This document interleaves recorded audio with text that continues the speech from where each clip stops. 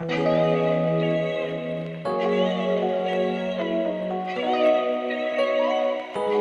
rồi lại cũng giống ngày cũng dẫu lâu lúc lối đi mình nằm về ta cứ ôi thấy lâu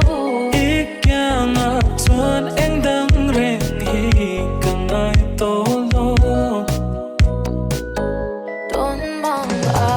lâu bên lần về chuyện là việc thuật đi bên lần về chuyện rồi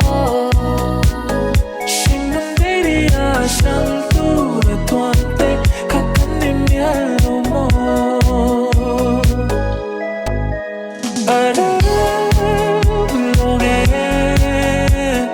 và lâu hiền dấu lâu tê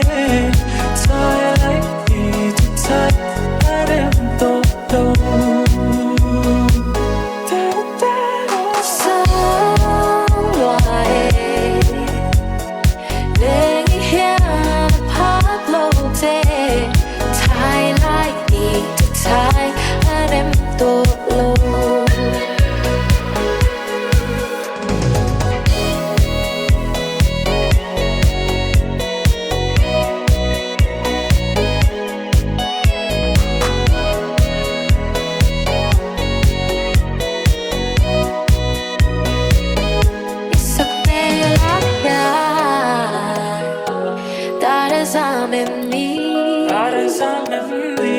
dẫn tiếng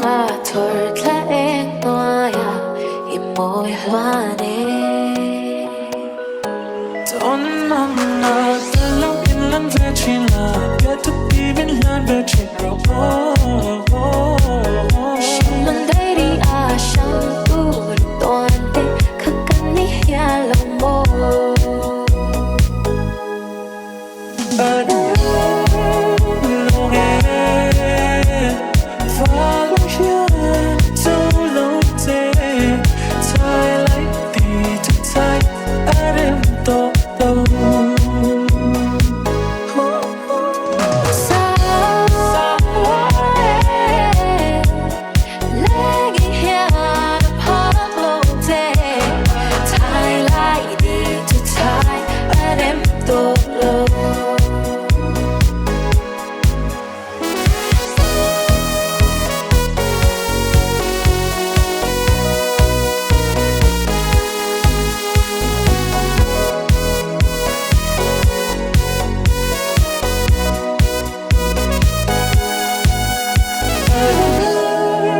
lâu nghe